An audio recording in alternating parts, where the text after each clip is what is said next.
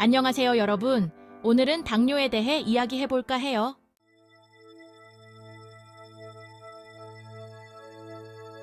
건강을 챙기는 건 정말 중요한 일이잖아요. 혹시 손톱을 한번 보신 적 있나요? 사실 제가 예전에 몸이 안 좋았을 때 손톱에 세로줄이 생기더라고요. 그때는 몰랐는데 알고 보니 이게 몸 상태와 관련이 있을 수 있대요. 물론 손톱에 세로줄이 있다고 해서 당장 당뇨가 있다는 건 아니니까 걱정하지 마세요. 다만 몸이 보내는 신호일 수 있으니까 알아두면 좋겠죠. 오늘 영상에서는 당뇨 전 단계에 있거나 이미 당뇨가 있는 분들, 또 마른 체형이든 살찐 체형이든 모두에게 도움이 될 만한 쉬운 팁들을 공유하려고 해요. 이 팁들은 제가 직접 실천해보고 효과를 본 것들이에요.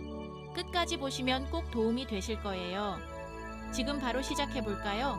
다음으로 체크해보셔야 할 것은 손톱이 약하고 잘 갈라지는지입니다.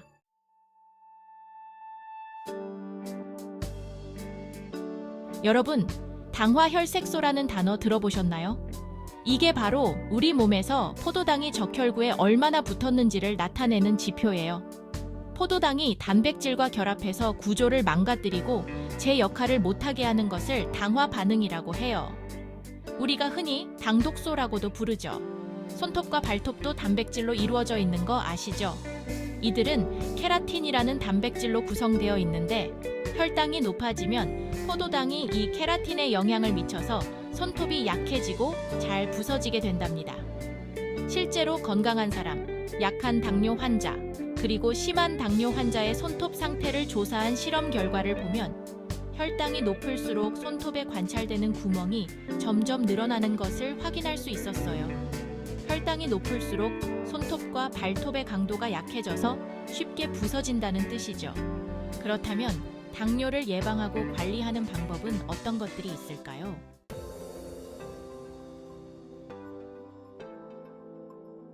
여러분께 당뇨를 예방하고 관리하기 위해 추천드리고 싶은 첫 번째 영양소는 바로 류신이에요. 류신은 간에서 손톱과 발톱을 만드는 데 중요한 역할을 하는데요. 간은 우리 몸에서 혈당을 조절하는 중요한 장기이기도 합니다. 공복 상태에서는 간이 포도당을 만들어 혈중으로 방출시키는데 이 기능이 제대로 작동하지 않으면 혈당이 급격히 높아질 수 있어요. 그렇기 때문에 간 건강을 잘 유지하는 것이 중요합니다. 특히 류신은 간이 혈당을 적절하게 조절하도록 도와주고 손톱과 발톱을 건강하게 유지하는 데 필요한 영양소입니다. 이 영양소를 충분히 섭취하면 당뇨로부터 멀어질 수 있는 좋은 방법 중 하나랍니다.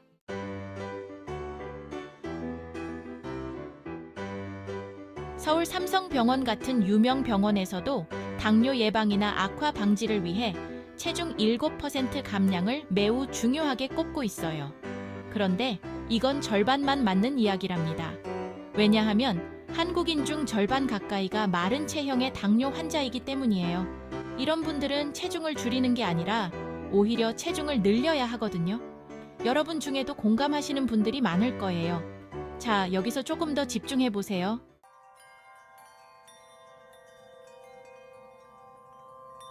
마른 당뇨 환자에게는 빼낼 살이 없기 때문에 체중 감량보다는 오히려 근육을 늘리는 것이 중요해요. 근육은 혈당을 흡수하는 데 중요한 역할을 하니까요. 이때 근육을 만드는 데 필요한 필수 영양소가 바로 류신입니다. 류신은 근육을 합성하는 데 중요한 단백질로 인슐린이 포도당과 반응하는 민감성을 높여주고 인슐린 분비를 자극하기도 합니다. 그래서 혈당 조절이 필요한 분들에게 꼭 필요한 영양소예요. 일상에서 류신을 많이 섭취할 수 있는 대표적인 음식으로는 콩류가 있어요. 잡곡밥을 드실 때 콩을 꼭 넣어 드시고 제가 가장 추천드리는 음식은 두부입니다. 두부는 맛도 좋고 류신 함량도 높아서 마른 당뇨 환자들에게 특히 도움이 된답니다. 나는 이렇게 살이 쪘는데 무슨 기하냐고요? 라고 생각하실 수 있는데요. 혈당이 높다는 것은 단순히 혈관 안에 단기 많다는 것을 의미하지 않아요. 실제로 문제는 이 단기 세포로 제대로 들어가지 못한다는 거죠. 그래서 세포는 필요한 에너지를 받지 못해 굶주리고 있는 상태가 되는 거예요. 우리 몸은 생존을 위해 어떻게든 에너지를 얻으려고 합니다. 처음에는 저장된 지방을 에너지원으로 사용하지만 이마저도 부족하면 근육을 분해해서 에너지를 포도당으로 전환해 에너지로 사용하게 돼요.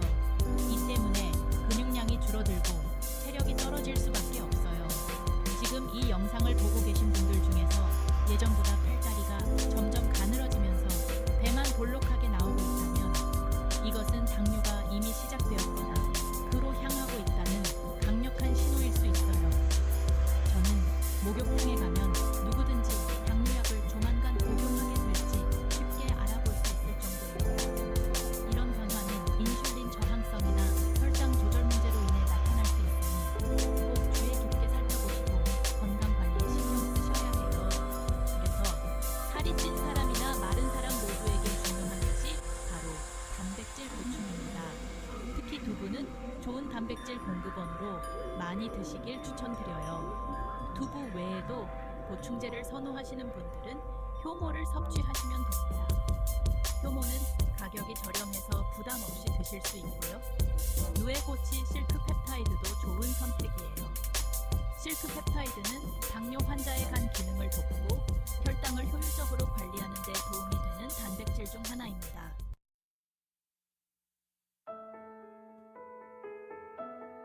또 한 가지 여러분들이 관심을 가져야 할 부분은 바로 눈입니다.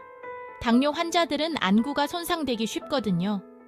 연구에 따르면 손발톱이 당화될 정도와 안구 수정체의 당화가 비례한다고 해요. 즉, 손발톱이 당화되어서 부서지거나 변색되는 경우 안구 수정체도 당독소로부터 공격을 받을 수 있다는 의미입니다. 만약 갑자기 시력이 떨어지는 것을 느낀다면 이는 혈당 문제와 관련이 있을 수 있으니 주의가 필요합니다. 물론 시력이 떨어지는 모든 사람이 당뇨와 관련이 있는 것은 아니니 너무 걱정하지는 마세요. 그리고 또 하나, 손발톱의 색깔을 확인해 보세요. 노란빛을 띠거나 무좀이 있다면 이는 곰팡이의 영향일 수 있습니다. 곰팡이는 당분을 좋아하기 때문에 혈액 속 당분이 많으면 손발톱에 사는 곰팡이가 더 잘 자랄 수 있어요. 이 부분도 체크해 보시고 필요하다면 전문의와 상담하는 것이 좋습니다.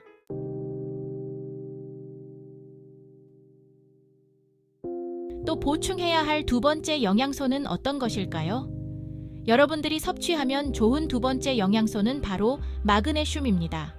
지난 영상에서도 말씀드렸듯이 마그네슘은 공복 혈당 조절과 숙면에 중요한 역할을 합니다. 숙면을 취하지 못하면 간의 기능이 저하되어 혈당 조절이 어려워지고 손톱을 구성하는 케라틴 합성에도 문제가 생길 수 있어요. 마그네슘은 우리 몸에서 혈당을 조절할 때 필수적인 미네랄 중 하나이며 당뇨 환자에게 결핍되기 쉬운 미네랄이기도 합니다. 그래서 유신과 마그네슘을 동시에 섭취할 수 있는 음식을 자주 드시는 것이 좋습니다. 앞서 말씀드린 두부는 이 두 가지 영양소를 모두 함유하고 있는 훌륭한 식품이에요. 또 아몬드 4분의 1컵에는 대략 62mg의 유신과 60mg의 마그네슘이 포함되어 있습니다. 이 외에도 호두나 땅콩 같은 견과류를 많이 섭취하는 것도 좋은 방법입니다.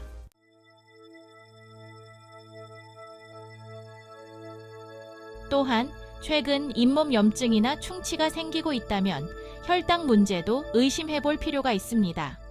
당뇨는 혈관을 막히게 해 뇌졸중이나 심근경색 같은 심각한 질병으로 이어질 수 있어요. 사탕 같은 단 음식을 많이 먹으면 충치가 생기기 쉬운 것처럼 혈당이 높으면 입속 당분 농도가 높아져 나쁜 세균이 증식하고 잇몸 염증과 충치를 유발할 수 있습니다.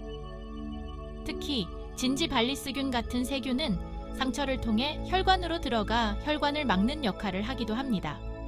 따라서 요즘 잇몸이 붓거나 피가 나는 증상이 있다면 혈당 상태를 체크해보는 것이 좋습니다. 물론 모든 잇몸 질환이 당뇨와 관련이 있는 것은 아니지만 연관성이 높다는 점을 유의하시면 좋겠어요.